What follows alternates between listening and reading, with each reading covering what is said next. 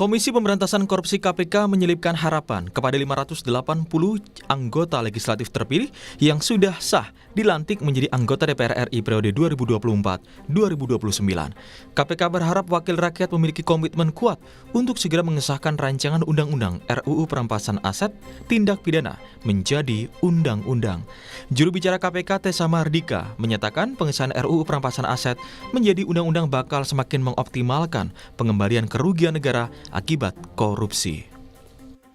KPK berharap, sebagaimana yang tadi sudah disampaikan atau ditanyakan, pengesahan RUU Perampasan Aset menjadi prioritas sehingga kita meyakini pemberantasan korupsi sebagai law enforcement sekaligus dapat menjadi aset recovery yang optimal dan efektif bagi penerimaan negara melalui PNBP.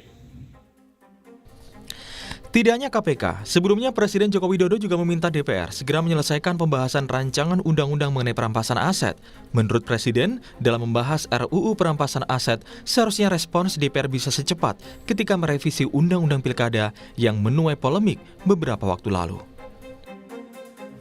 Respon yang cepat adalah hal yang baik, sangat baik, dan harapan itu juga bisa diterapkan untuk hal-hal yang lain juga yang mendesak. Misalnya seperti rancangan undang-undang perampasan aset yang juga sangat penting untuk pemberantasan korupsi di negara kita, juga bisa segera diselesaikan oleh DPR. Menanggapi desakan itu, Ketua DPR RI Puan Maharani memberikan komentar pendek soal RUU Perampasan Aset. Dia meminta publik untuk melihat nantinya usai sidang paripurna. Kita lihat nanti setelah DPR bersidang. Ya, cukup. Seperti diketahui hingga masa kerja berakhir untuk anggota DPR RI 2019-2024, rancangan Undang-Undang RUU Perampasan Aset belum juga selesai. Padahal RUU Perampasan Aset sudah mulai disusun sejak era pemerintahan Presiden SBY tahun 2008. Wakil Ketua DPR Sufmi Dasko Ahmad menyatakan RUU Perampasan Aset, hukum adat hingga perlindungan pekerja rumah tangga akan diusulkan masuk pada program legislasi nasional berikutnya. Dua undang-undang itu perampasan aset dan hukum adat memang belum pernah dibahas pada periode lalu. Kita akan masuk ke prolegnas untuk periode depan. Nah, khusus untuk PPRT karena ini sudah ada tahapan yang jalan, itu dalam rangka menindaklanjuti kita akan carry over pada periode depan. Itu sudah ada tahapan selanjutnya untuk kemudian masuk dalam tahap pembahasan, demikian. Secara garis besar, RUU Perampasan Aset Tindak Pidana atau PATP berisi aturan tentang perampasan atau penyitaan berbagai aset yang dimiliki oleh pelaku tindak pidana. Negara berwenang merampas aset, baik itu berupa properti, kendaraan, maupun harta benda lain yang diperoleh secara ilegal atau melalui tindak pidana kejahatan, termasuk tindak korupsi. Tim Liputan, Kompas TV. Saudara, hingga masa kerja anggota DPR RI 2019 hingga 2024 berakhir, RUU Perampasan Aset belum juga disahkan. Padahal RUU ini sudah disusun sejak 2008 yang lalu di era Presiden SBY. RUU Perampasan Aset ini dianggap penting sebagai dasar hukum negara untuk merampas aset milik pelaku tindak kejahatan, terutama kejahatan korupsi. Yang menjadi pertanyaan selanjutnya, mengapa RUU ini lamban disahkan? Lalu sebenarnya seriuskah anggota DPR untuk membahas RUU ini? Pagi ini kita akan membahas dengan sejumlah narasumber melalui sambungan daring. Di antaranya ada peneliti Indonesia Corruption Watch atau ICW. Sudah ada Bung Diki Anandia. Selamat pagi. Assalamualaikum Bung Diki. Selamat pagi Mbak Disti. Waalaikumsalam. Kemudian juga ada Bu Yenti Garnasi, para pakar hukum tindak pidana pencucian uang TPPU. Selamat pagi. Assalamualaikum Bu Yenti. Selamat pagi. Waalaikumsalam warahmatullahi wabarakatuh Mbak Disti, Mas Adit, Mas Diki. Mas Diki, kami juga berusaha ya, untuk ketemu orang jadi lupa. Ya, kami juga berusaha untuk mengundang anggota DPR sebenarnya Bu Yenti dan juga Bung Diki untuk membahas hal ini, tapi nanti kita akan bergabung kemudian nanti dengan anggota DPR ya. Nanti kita lihat siapa yang kemudian untuk bisa berdiskusi soal RUU perampasan aset yang tampaknya ini bisa dikatakan apa ya, Bung Diki, kok seolah ogah-ogahan begitu ya, padahal ini dari 2008 ini sudah diusulkan oleh di era Presiden SBY kala itu. ICW bagaimana melihat ini? Iya, tentu Mbak Disti sebelum kita masuk ke sana, kalau kita ngomongin soal urgensi kan kita tentu perlu tentu tahu soal apa sih persoalannya, apa sih kondisi situasi pemberantasan korupsi terutama ya di Indonesia saat ini. Memang kalau dilihat beberapa tahun terakhir begitu ya berdasarkan catatan ICW, besarnya kerugian keuangan negara yang timbul akibat tindak pidana korupsi itu tidak diikuti dengan optimalnya pengembalian aset hasil kejahatan. Misalnya saya ambil contoh pada tahun 2022 berdasarkan catatan ICW sebesar 48,7 triliun rupiah itu tercatat sebagai kerugian keuangan negara. Tapi hanya 3,7% begitu ya, hanya 7,3% atau hanya 3,8 triliun yang berhasil kembali ke kas negara. Sehingga percepatan pembahasan rancangan undang-undang perampasan aset ini seharusnya menjadi agenda prioritas begitu ya, setidaknya 100 hari pertama sejak DPR baru itu dilantik. Nah, sebetulnya Mbak Adisti, kami juga melihat bahwa bola panas mengenai pembahasan rancangan undang-undang perampasan aset ini juga tidak hanya bisa disematkan kepada DPR semata begitu ya, karena rancangan undang-undang ini kita tahu merupakan usulan dari pemerintah.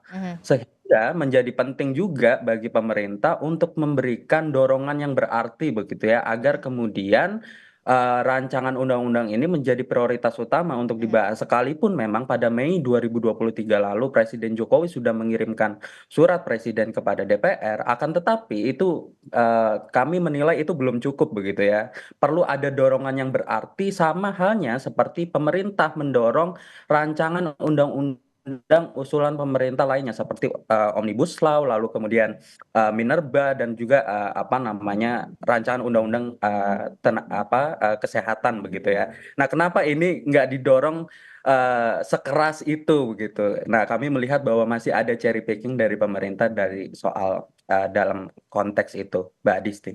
Jadi Anda melihat ada unsur kesengajaan atau memang seperti apa tidak menjadikan ini sebagai prioritas, padahal kita tahu di tahun 2022 ini sudah disetujui untuk masuk ke prolegnas prioritas 2023. Iya, memang kalau dinilai dari setidaknya pada periode 2019-2024, baik itu dari pemerintah maupun DPR begitu ya, kami memang melihat bahwa sejak awal mereka tidak menunjukkan ada intensi baik begitu untuk mengesahkan produk legislasi yang mendukung upaya pemberantasan korupsi. Kita lihat justru sebaliknya begitu ya, ada banyak sekali produk legislasi yang justru kontraproduktif terhadap upaya pemberantasan korupsi. Sebut saja di awal 2019 baru saja mengesahkan revisi Undang-Undang KPK, kemudian pada tahun 2022 itu mengesahkan revisi Undang-Undang Pemasyarakatan yang kita tahu bahwa isi dan substansinya itu justru memberikan kemudahan termasuk diantaranya bagi terpidana kasus korupsi untuk mendapatkan remisi begitu ya. Tapi justru begitu ya, beberapa produk legislasi dalam bentuk rancangan undang-undang itu nggak menjadi prioritas utama untuk dibahas. Selain RUU perampasan aset, kita tentu tidak bisa lupa dengan rancangan undang-undang pemberantasan transaksi uang tunai yang juga punya spirit untuk mendukung upaya pemberantasan korupsi. Jadi kami memang melihat bahwa periode 2019-2024 baik itu oleh DPR maupun pemerintah tidak ada intensi sedikit pun untuk membahas atau merancang begitu ya produk legislasi yang mendukung upaya pemberantasan korupsi, Mbak Disti. Oke, miris memang kita mendengar ini tidak ada intensi dari pemerintah dan juga DPR khususnya untuk bisa benar-benar serius kemudian memperhatikan soal undang-undang perampasan aset ini, Bu Yenti. Iya, seperti tadi disampaikan, bahkan saya dan beberapa teman itu terlibat intens ya waktu itu ya 2008. Artinya apa? Mulai 2006 kita membahasnya, Mas ya. Di 2006, 2008 itu kita sudah punya yang hampir jadilah. Pada waktu itu kita sudah sampai dengan ini aset recovery ini mau diterjemahkan apa? Perampasan aset atau atau pemulihan aset. Udah sampai seperti itu, katanya semuanya sudah gitu. Tinggal ini apa enaknya ya gitu ya. Karena apa kadang-kadang kan judul itu penting juga untuk kita ya. Nah, itu. Jadi sebetulnya begini, kalau kita itu niat, negara kan harus niat adanya keinginan untuk tidak dikorup, untuk tidak ada korupsi. Dan itu Undang-Undang Pemberantasan Korupsi itu sudah diawali tahun 50 berapa ya? 56 ya, yang undang-undang dari Angkatan Darat itu kan. Artinya sudah sejak awal ketika kita merdeka ternyata yang mengkhawatirkan itu yang akan mengganggu kita adalah korupsi. Maka adalah produk itu, produk untuk pemberantasan korupsi saat ini posisi kita di 34 angkanya. Itu turun dari 48 ya. 44 turun ke 34, 38 terus 34. Artinya kita sudah sangat korup lah ya. Ya. Kita sudah sangat korup. Nah, kita harus tahu tujuan pemberantasan korupsi itu untuk apa sih? Ya untuk kesejahteraan rakyat. Karena korupsi itulah yang menghalangi rakyat sejahtera. Ya kan korupsi itu banyak, termasuk yang berkaitan dengan SDA dan sebagainya kan, bukan hanya sekedar pembangunan, di mana sebetulnya SDA yang melimpah itu adalah menjadi hak rakyat untuk bisa menikmati dan bisa sejahtera. Nah, bagaimana caranya? Jadi pemikiran kita adalah menangkap koruptornya dan mengambil hasil kejahatannya. Itu bukan masalah urgent dan tidak urgent, ya itu memang tujuan utamanya. Artinya kita punya perangkat bagaimana menangkap pelakunya, mengungkapkan. Kita punya undang-undang tindak pidana korupsi, kita punya undang-undang peradilan korupsi, undang-undang pengadilan tipikor, kita punya LPSK. Itu semua adalah adalah paketnya ya. Kemudian kita turun kepada kita tidak hanya menangkap koruptornya, tapi kita juga harus memulihkan keadaan rakyat yang dirugikan, negara yang dirugikan karena korupsi, yaitu dengan undang-undang aset recovery. Caranya bagaimana? Harus punya undang-undang TPPU, begitu. Karena dalam antara undang-undang aset recovery dan undang-undang TPPU itu sangat sejalan. Jadi ketika kita mempunyai perangkat undang-undang, kemudian ada lembaga yang melengkapi yaitu antara lain PPATK,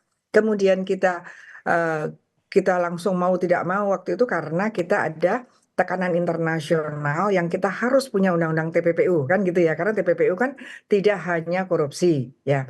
Nah, ini kan melengkapi upaya kita untuk memberantas korupsi, yaitu berkaitan dengan dirampas kembali yang masyarakat mengatakan bahwa dimiskinkan kembali dari hasil kejahatan yang dari uang rakyat yang harusnya menjadi haknya rakyat, yaitu Undang-Undang Aset Recovery.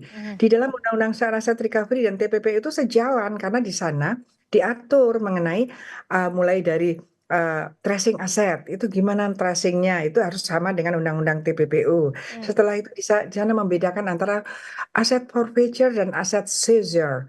Aset forfeiture adalah proses-proses pada waktu penyitaan, pada waktu belum putusan pengadilan. Nanti kita akan berbicara tentang kewenangan pengadilan dalam hal pemutusan siapa yang mempunyai hak atas korupsi yang terbukti tadi, ya kan? Nah, dalam aset recovery, aset forfeiture tadi diatur mulai dari manajemen aset. Jadi ketika di penyidikan itu bagaimana di manage-nya, bagaimana di manage-nya, apakah itu harus disimpan saja ataukah waktu itu ya kita sudah bicara, atau di saat itu juga waktu penyidikan sudah dilelang kan gitu.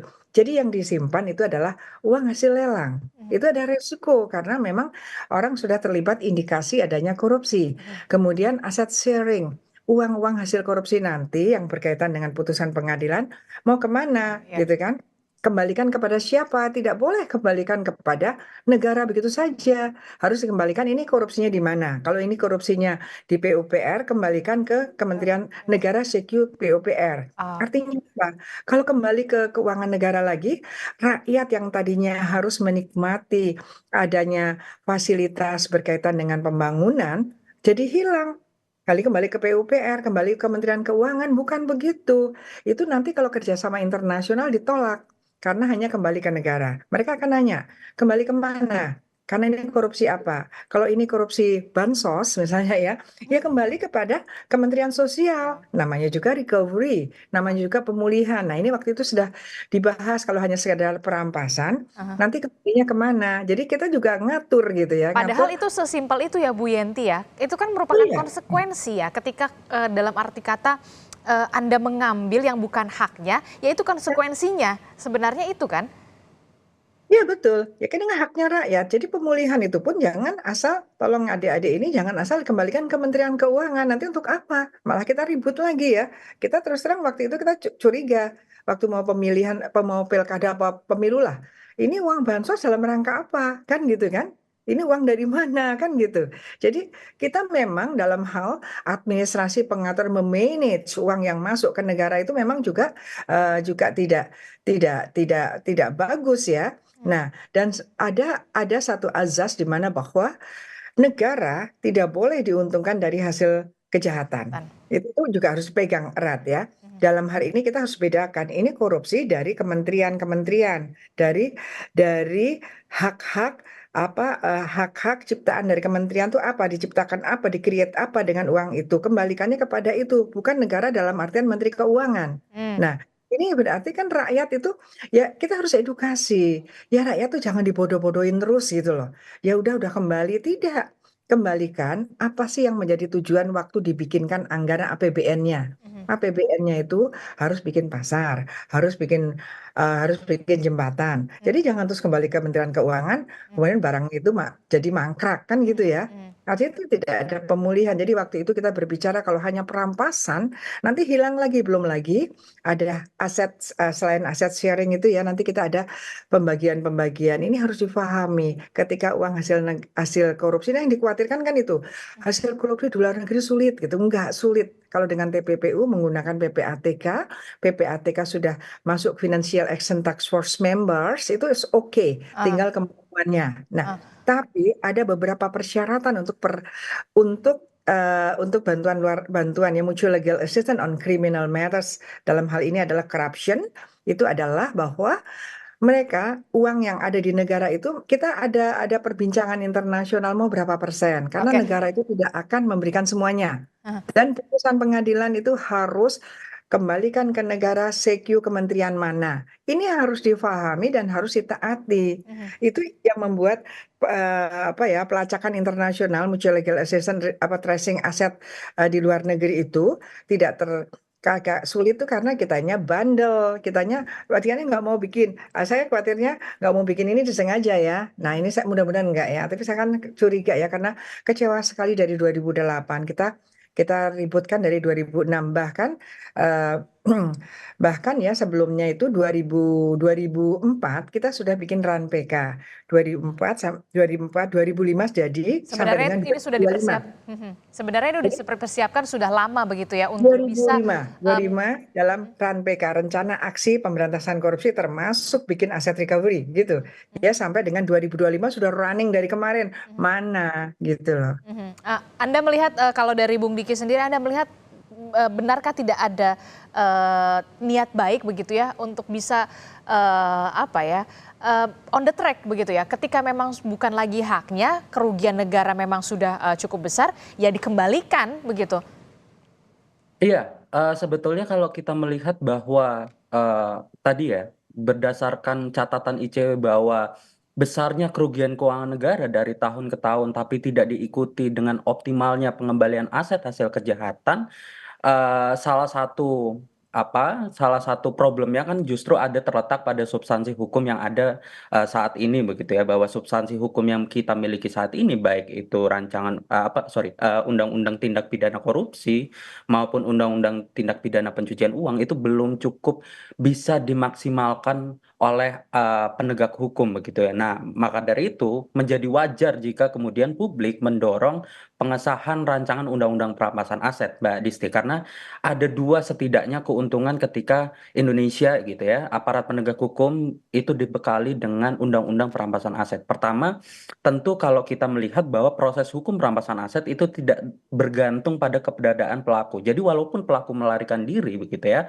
atau bahkan meninggal dunia, kondisi itu sama sekali tidak mempengaruhi penanganan perkara yang sedang berlangsung, terutama menyangkut terkait dengan asetnya. Lalu kemudian yang kedua, Mbak Disti, proses hukum acara perampasan aset itu jauh lebih cepat daripada jalur pidana biasa, karena kan dia menggunakan mekanisme in rem begitu ya, bukan apa namanya, bukan melakukan pembuktian terhadap kesalahan pelakunya. Jadi tahapannya itu tidak seperti dakwaan, eksepsi, pembuktian, tuntutan, pledoi sampai apa namanya, putusan begitu ya, yang memakan waktu panjang. Jadi kalau misalnya pihak yang apa namanya, terkait dengan asetnya itu tidak sepakat dengan putusan pengadilan, maka apa namanya, dia juga tidak bisa melakukan banding, tapi langsung loncat ke proses kasasi gitu. Jadi memang prosesnya lebih cepat, sehingga itu juga berdampak kepada memitigasi resiko mengenai turunnya aset yang disita oleh negara begitu. Nah, dua hal ini yang kemudian setidaknya begitu ya menjadi apa, keunggulan daripada rancangan undang-undang perampasan aset, Mbak Disti. Oke, sebelum ini sebenarnya beberapa hari yang lalu saya sempat berdialog juga dengan beberapa anggota, ada 2 anggota dewan yang kemudian baru dilantik. Mereka juga sempat memfokuskan soal adanya undang-undang perampasan aset ini, Bu Yenti. Tapi yang kemudian mereka garis bawahi, harus ada dibenahi dulu nih soal pasal-pasalnya, karena ada potensi untuk kriminalisasi. Nah, apakah betul kemudian inilah yang kemudian menjadi ketakutan Senayan, adanya potensi kriminalisasi di sana, atau seperti apa, Bu Yenti? Ya, bukan potensi kriminalisasi ya. Aset recovery terutama yang disampaikan Mas Diki tadi berkaitan dengan non-conviction base ya, bahwa dalam satu saat itu kita akan berhadapan pada situasi misalnya meninggal dunia ya, apakah itu tersangka, apakah terdakwa meninggal dunia. Itu sebetulnya sejak sekarang pun sudah dibilang bahwa kalau tapi terdakwa dalam hal terdakwa meninggal dunia, kasus tetap jalan, tapi nanti putusan yang dijatuhkan adalah hanya putusan perampasan, kan gitu ya. Artinya tidak ada lagi perampasan kemerdekaan, tapi hanya harta. Sebenarnya kan filosofinya sudah ada sejak awal, tapi sekarang ini karena ini adalah konsensus internasional dan kita sudah menandatangani dan sudah mengesahkan ratification of UNCAC 2003 yang diratifikasi 2006, kita kan harusnya Pakta Sunt Servanda, kita sebagai negara yang mau dihargai oleh negara lain ya patuhlah itu bikin kan gitu. Tidak ada kriminalisasi, hanya di sana justru ditambahkan kekuatan dalam hal ada sesuatu yang mentok gitu ya, misal meninggal dunia atau ada putusan-putusan yang putusan-putusan onslah atau putusan tidak terbukti tetapi nyata-nyata kerugian negara muncul, maka kita akan melakukan suatu gugatan terhadap harta kekayaan yang terindikasi korupsi tersebut. Jadi ada indikasi bahwa ada harta kekayaan yang tidak sesuai dengan apapun pengakuannya dan sebagainya. Maka ada non-conviction base, itu sudah lama di beberapa negara. Jadi negara dalam hal ini adalah penyidik dan penuntut umum menggugat ke pengadilan umum untuk menggugat bahwa barang ini bisa disita oleh negara karena terindikasi dengan korupsi. Saya kira yang ditakutkan adalah itu. Yang takut siapa? Yang takut adalah kalau mereka korupsi dan belum terungkap korupsinya. Apa kita akan melindungi orang-orang yang korupsi yang belum tersentuh dan sedang menyembunyikan uangnya? Itu kalau memang DPR itu betul-betul perwakilan rakyat, bukan di antara mereka, nanti lihat saja. Loh, yang bicara kan rakyat biasa dulu gitu. Jangan yang lewat perwakilan yang 580 orang itu. Jadi di sini juga kita kecewa ya ketika kita menginginkan sesuatu, mereka nanti dulu lihat dulu. Tapi ketika mereka akan datang, akan sampai kepada DPR, mereka sangat ingin. Mereka di sana kenapa? Ya karena partisipasi masyarakat mencoblos itu kan. Ini kan tidak adil seperti ini. Betul. Nah ini hal-hal seperti ini, ya terserah ini negara mau dianggap punya peradaban yang baik atau tidak gitu ya.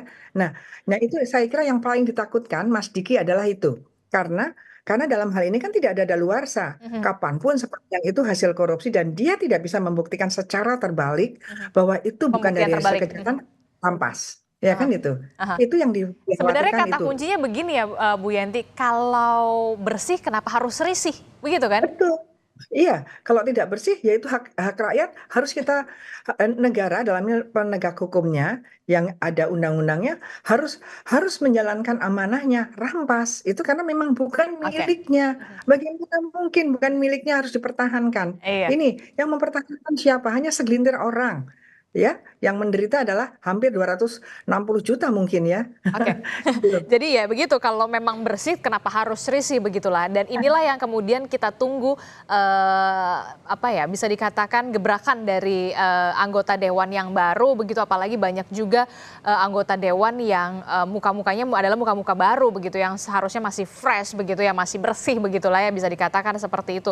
Ketika menerima warisan dari 2019 ke 2024 ini yang tampaknya kok kayaknya takut-takut nih ya, masih ogah-ogahan untuk disentuh. Salah satunya ya ini tadi yang kita soroti adalah soal RUU perampasan aset. Nanti kita juga masih akan menunggu anggota dewan yang akan juga speak up soal ini. Bu Yanti, Bung Diki, tetaplah bersama kami. Usai jeda kami kembali di Sapa Indonesia Pagi. Terima kasih Anda masih bersama kami dalam Sapa Indonesia Pagi. Saudara, kita masih membahas soal bagaimana warisan dari periode anggota Dewan terdahulu 2019 ke 2024. Ini ada warisan yang belum tuntas begitu ya. Salah satunya adalah revisi Undang-Undang Perampasan Aset yang kita harapkan, kita dorong juga ini bisa segera dituntaskan begitu ya, dan di-clearkan supaya jangan ada lagi kemudian ketika tindakan kejahatan itu tidak mau kemudian dirampas asetnya dari hasil tindak kejahatan tersebut. Masih bersama saya ada Bu Yenti, kemudian ada Bung Diki dari ICW, serta anggota DPR dari fraksi Partai Golkar, Bung Abraham Srijaya. Bung Abraham, selamat pagi Bung Abraham. Selamat pagi, Mbak. Ya. Saya masih ingat betul beberapa hari yang lalu kita juga masih membahas soal ini begitu ya, bersama dengan Mbak Hillary Brigita Lasut begitu, soal RUU perampasan aset yang bisa dikatakan jadi warisan nih yang belum tuntas begitu. Nah, Anda sebagai anggota dewan yang baru saja dilantik, soal RUU perampasan aset ini apa yang bisa Anda akan upayakan untuk RUU perampasan aset ini, karena baik dari ICW kemudian Bu Yenti, sebenarnya RUU perampasan aset ini sudah dirancang begitu ya, sudah dibicarakan, sudah dibahas bahkan ya Bu Yenti ya, dari 2008, 2004 bahkan Bu Yenti sempat mengatakan 2008 berarti di eranya Presiden SBY, Bung Abraham. Ya, mungkin ini pendapat saya pribadi ya, karena saya belum ditempatkan di komisi dalam partai saya. Jadi ini pendapat saya pribadi sebagai anggota DPR dan juga sebagai orang yang melakukan penelitian terhadap RUU perampasan aset, karena ini kebetulan ada disertasi saya. Jadi pertama-tama kita harus lihat dulu RUU perampasan aset ini sebagai alat untuk penjaraan atau sebagai aset recovery. Itu dulu. Nah, dari di situ kita melihat RUU perampasan aset yang sekarang beredar, yang ada sekarang. RUU perampasan yang ada sekarang ini menurut saya pribadi dengan keadaan yang sekarang ya tidak bisa disahkan, harus dibahas dulu. Kenapa saya tidak setuju untuk disahkan? Karena RUU perampasan aset yang terjadi sekarang ini sifatnya masih general, tidak spesifik terhadap tindak pidana korupsi. Jadi yang saya dorong adalah RUU perampasan aset ini harus dimasukkan ke dalam Undang-Undang Tindak Pidana Korupsi. Jadi solusinya adalah merevisi Undang-Undang Tindak Pidana Korupsi dengan memasukkan perampasan aset di dalamnya.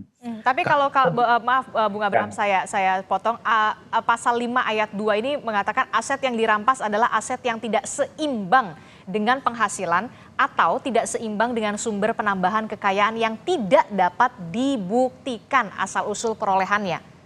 Betul. Artinya apa? Pendapatan yang diperoleh secara ilegal. Pendapatan yang diperoleh secara ilegal itu bukan selalu tindak pidana korupsi. Bisa juga dengan penggelapan, bisa juga dengan penadahan dan lain-lain. Dan kenapa kok ini harus spesifik tindak pidana korupsi? Jangan sampai nanti pasal ini menjadi pasal yang menyandera banyak orang. Karena penegakan hukum di Indonesia ini belum sempurna, kita harus akui itu. Nah, kita nggak mau sampai ini akan menjadikan ketidakadilan di masyarakat. Spesifikasi yang seperti apa yang menurut Anda harus lebih didetailkan lagi soal RUU Tidak, perampasan aset? Jangan sampai kemudian ini bisa berpotensi untuk dikriminalisasi atau mengkriminalisasi begitu? ya maksud saya yang harus ditebalkan di sana adalah tindak pidana, bukan hanya tindak pidana, tapi tindak pidana korupsi. Nah, tapi cuman kalau misalnya ini terkait dengan formil tindak pidana korupsi, kan tidak mungkin dibuat undang-undang sendiri. Harusnya ini masuk ke dalam undang-undang tipikor, di dalam undang-undang tindak pidana korupsi itu sendiri. Apakah saya sepakat? Saya sepakat. Demi aset recovery, demi pengembalian kerugian negara, saya sepakat. Ya, ini harus dimasukkan RUU perampasan aset ke dalam undang-undang tidak pidana korupsi. Ya, itu kira-kira dari saya, Mbak. Bu Yenti, Anda sepertinya sudah senyum-senyum ingin sekali menanggapi pernyataan Ya. dari Bung Abraham. Ya, maaf Mas Abraham. Dulu waktu 2008 kita udah selesai itu memang hanya untuk tindak pidana korupsi, justru begitu. Ya, karena yang ada itu.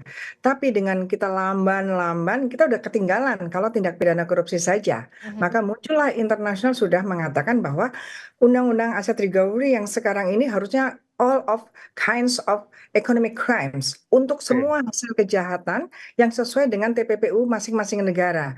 Jadi dulu begitu. Dan saya kira kalau ini pandangan saya ya, mohon maaf.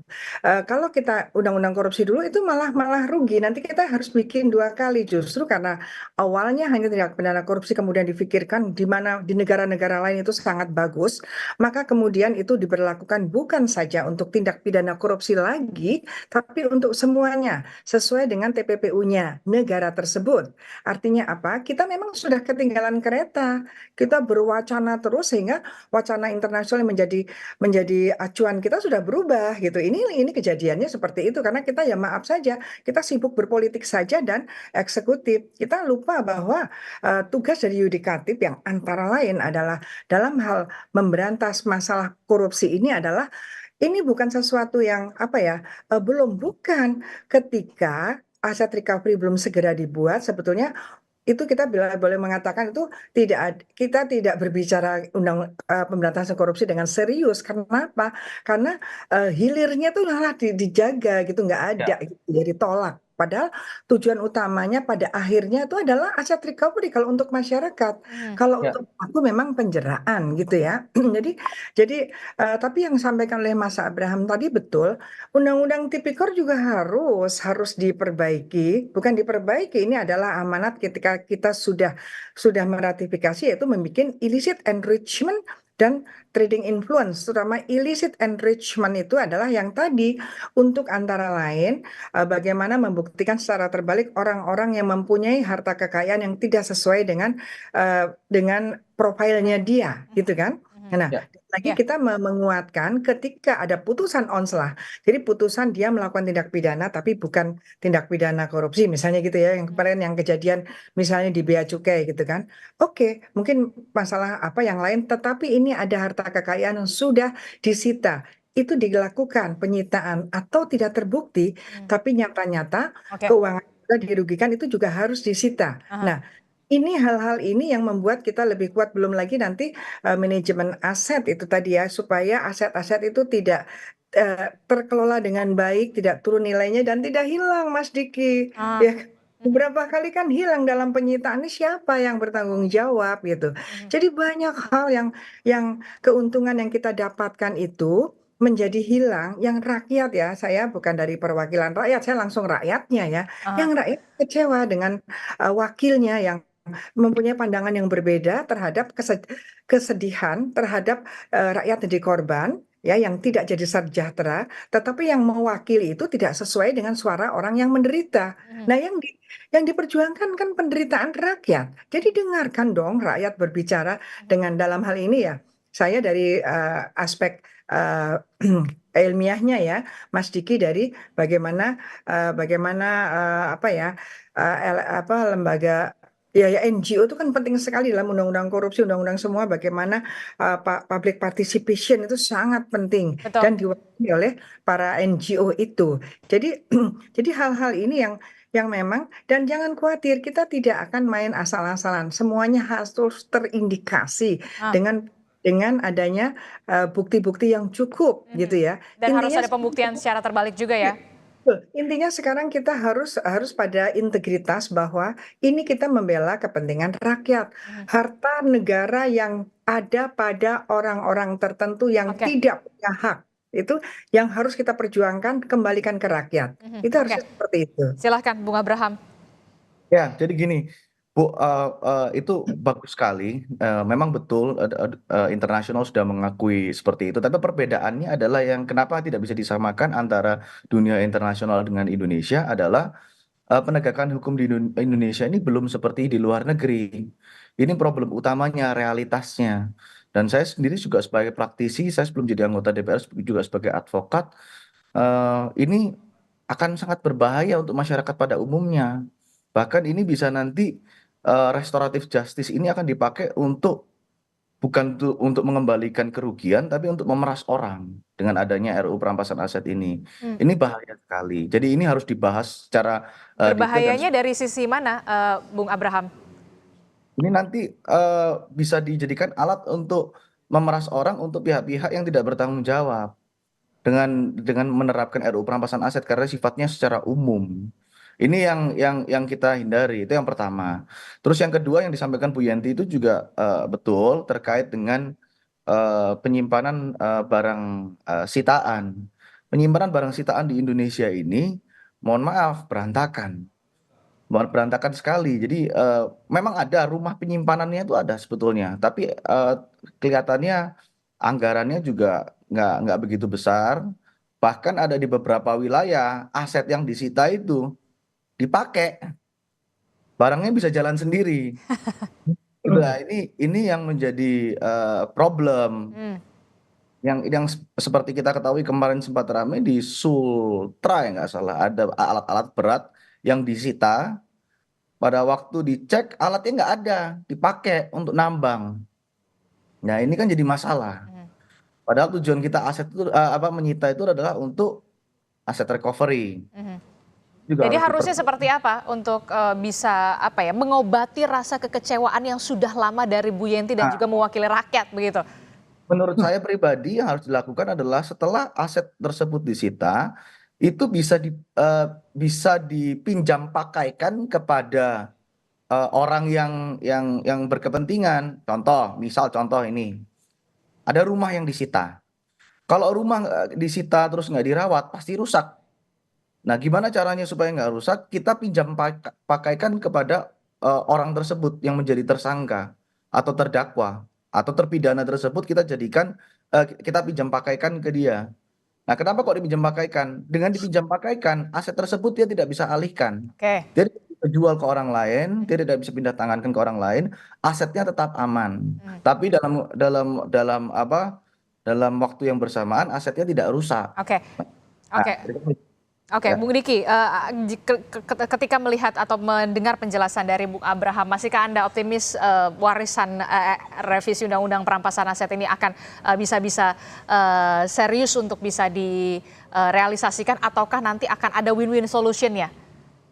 Ya, saya 11-12 ya dengan penjelasan Bu Yenti bahwa kami di ICW tentu sangat menyayangkan apa yang tadi disampaikan oleh Mas Abraham begitu ya, bahwa Undang-Undang Tipikor harus direvisi itu satu hal, kami juga sepakat begitu. Tapi bukan berarti begitu ya, substansi daripada rancangan Undang-Undang Perampasan Aset harus masuk dalam revisi Undang-Undang Tipikor sehingga rancangan Undang-Undang Perampasan Asetnya tidak dibahas itu juga menurut kami keliru. Ya justru bagus kalau Saya nggak misalnya bilang nggak dibahas, Mas. Harus dibahas, justru dibahas dengan benar, dengan detail. Saya nggak bilang dibahas, karena saya ini salah satu yang mendukung. Ini sebagai tambahannya, disertasi perampasan aset yang saya buat itu jauh lebih sadis daripada RUU perampasan aset yang ada sekarang. Oke. Saya menawarkan solusi di mana saat seseorang jadi tersangka, seluruh asetnya harus disita. Bukan hanya yang diduga tindak pidana korupsi, tapi seluruh asetnya harus disita. Istilahnya dimiskinkan begitu ya? bukan dimiskinkan, di status quo kan. Oke. Di status quo kan supaya barang-barang ini nggak kabur. Aha. Itu disertasi saya. Jadi saya bukan menolak undang-undang perampasan aset. Saya ingin undang-undang perampasan aset ini tidak menjadi bola liar. Oke. Jadi kenapa kok ini harus dibahas secara detail? Itu yang saya tawarkan. Ini harus dibahas Ya. secara detail, Bung Diki. Ya, kalau tadi disampaikan bahwa ini harus dibahas secara detail, terus disampaikan beberapa tadi ya, bahwa kenapa kemudian rancangan ini belum juga dibahas karena ada potensi kriminalisasi di situ. Saya kira itu alasan yang mengada-ngada gitu ya. Karena ya bahas dulu aja gitu. Dalam proses pembahasan tentu kami mengharapkan juga soal adanya konsep meaningful participation dalam proses pembahasan produk legislasi termasuk diantaranya rancangan undang-undang perampasan aset supaya kekhawatiran dari Mas Abraham atau beberapa anggota DPR mengenai soal indikasi kriminalisasi itu kita bisa rasionalisasi bareng-bareng di situ. Sehingga yang kita dorong itu adalah bukan proses percepatan pengesahan undang-undangnya, tapi proses pembahasannya dulu aja. Karena pada prinsipnya produk legislasi yang baik itu tidak diukur seberapa cepat dia dibahas, seberapa cepat dia disahkan, tapi seberapa berkualitas proses pembahasannya begitu. Oke, saya tanggapin sedikit, Pak. Oke. Pertama, saya nggak bisa mengkomentari terkait anggota DPR yang lama karena saya barusan jadi anggota DPR 3 hari, Mas. Saya 3 hari jadi anggota DPR. Dan belum ditempatkan lagi ya di komisi berapa? Ditempatkan di komisi berapa? Saya ditempatkan di komisi 3. Saya sebagai anak muda dan mengajak anak muda yang lain, kita pastikan itu untuk dibahas secara detail. Itu yang pertama. Terus yang kedua, Masnya ini adalah advokat atau bukan? Praktisi hukum bukan? Bukan ya? Oke, saya ini praktisi hukum, Mas. Saya pernah melihat kriminalisasi, bukan kriminalisasi, tindak pidana kriminal antara pihak A dan pihak B yang sebetulnya itu tindak pidananya itu ya terkait dengan kontak fisik. Oke. Karena mereka minta kerugian imaterial dan takut menjadikan tersangka antara pihak pelapor dan terlapor hanya karena kontak fisik. Itu permintaan damainya di angka 18 miliar, Mas. Oke. Nah, ini jadi problem. Dan ini harus dibenahi. Saya sudah pernah melihat hal-hal seperti ini. Oke. Yang terjadi di masyarakat. Bagaimana dengan RUU perampasan aset kalau misalnya ini sifatnya general? Bagaimana kalau ini menimpa keluarganya Masnya sendiri dan diperas sama orang? Bukan penegak hukum loh yang meras, tapi orang pelapor karena di sini pelawannya bukan negara. Kalau misalnya tidak pidana korupsi, lawannya adalah negara. Oke. Tapi kalau misalnya tidak pidana umum, lawannya adalah orang lain. Oke. Jadi paling tidak ini harus segera dibahas, didetailkan dulu. Detailkan, betul. Benar-benar didetailkan dulu, di on the track-kan dulu begitu ya. Kalau menurut Anda ya, Bung Abraham. Terakhir, terakhir Bu Yenti, singkat saja. Ya Mas Abraham, apa yang Mas Abraham katakan tadi bahwa ternyata dipakai di Baran. Kebetulan saya juga ikut di dalam perubasan ini bagaimana. UNCW tahu saya terlibat itu sejak 2015 ya. Justru Mas yang Mas Abraham sampaikan tadi itu akan diatasi dengan Undang-Undang Aset Recovery. Ya, itu justru apa yang jadi problem ini, aset recovery akan mengatur siapa, apakah mau disimpan ataukah mau ini, termasuk saya mengusulkan agar eselonisasi kepala rubasan itu dinaikkan. Ya, ini kan anggarannya. Jadi saya sudah banyak. Kalau tadi Mas Abraham mengatakan disertasinya adalah aset recovery, kira-kira 12 tahun atau 15 tahun yang lalu saya adalah salah satu penguji untuk S3 yang disertasinya aset recovery. Jadi dari kampus ya saya tahu lah permasalahan justru ini ya Mas. Tolong dibawa ke teman-teman Anda di sana yang hanya mewakili kami bahwa sekarang tidak bisa lagi undang-undang aset recovery itu masuk di undang-undang korupsi karena sistem kita sejak awal tidak. Bahkan undang-undang korupsi pun di negara lain itu adalah masuk TPPU-nya dalam undang-undang korupsi dan aset recovery. Kita sudah sejak awal ngambil langkah, kan ada model law on anti corruption act-nya. Itu semua masing-masing kita sudah mengambil sikap seperti itu bahwa undang-undangnya di luar. Dan tadi Mas Abraham minta maaf ya. Saya juga ya sering ke pengadilan dan juga sering ke DPR juga. Insya Allah kita nanti ketemu ya, saya di DPR itu sudah lama. Tidak ada Mas itu yang namanya kita bermasalah di internasional bahwa pemberantasan korupsi Indonesia itu bermasalah, tidak. Undang-undangnya ada, yang bermasalah adalah penegak hukumnya yang kadang-kadang justru diintervensi oleh orang-orang dari eksekutif maupun uh, dari legislatif. Itu yang terjadi seperti itu. Banyak sekali masalah hukum tapi ada intervensi kepentingan politik. Ini yang Anda sebagai anak muda, ini loh keadaannya gitu. Ini keadaannya seperti itu. Masuk ke rimba raya yang luar biasa itu nanti. Dan kita berharap pada Mas Abraham yang masih sangat muda dan sudah mewakili kami, itu tolong. Jadi tolong itu keadaannya. Kami yang di bawah ini ICW itu memang mungkin harus lebih sering juga ke pengadilan ya, Dek. Jadi supaya nggak tanya, Anda kan nggak ke pengadilan gitu ya. Itu ya, itu akan tahu betul permasalahannya bagaimana koruptifnya Betul. terjadi ketika ada penegakan hukum, itu terjadi lagi korupsi di situ. Itu meminimalisasi korupsi yang dilakukan oleh orang-orang yang berwenang menangani aset hasil korupsi itu yang akan dieliminir dengan undang-undang aset recovery ini. Insya Allah Pak, semua negara kok itu hampir sudah menjadi waktu tahun 2003 langsung signing semua. Itu artinya apa? Hampir semua negara di dunia setuju termasuk aset recovery harus didahulukan. Baik sekali. Niatnya semuanya sebenarnya baik begitu ya, Bung Abraham, Bung Diki, Bu Yenti begitu ya, untuk bisa kemudian mengembalikan lagi kerugian yang negara sudah derita begitu, dalam arti kata juga rakyat begitu ya, Bung Abraham, dan harapan besar kita tentu saja kita gantungkan kepada Bung Abraham dan juga beberapa anggota dewan lainnya, apalagi Bung Abraham ini baru saja dilantik baru 3 hari, bahkan komisinya belum tahu akan ditempatkan di mana, tapi paling tidak banyak sekali harapan-harapan besar dari rakyat begitu ya untuk bisa nantinya di 2024-2029 ini apa yang belum bisa terselesaikan bisa segera terselesaikan di periode Anda. Terima kasih Bung Abraham, Mbak Yenti, Bung Diki telah bergabung bersama kami. Selamat pagi Bapak dan juga Bu Yenti. Assalamualaikum, sehat selalu semuanya. Selamat bekerja ya Mas Abraham. Terima kasih Bu Yenti.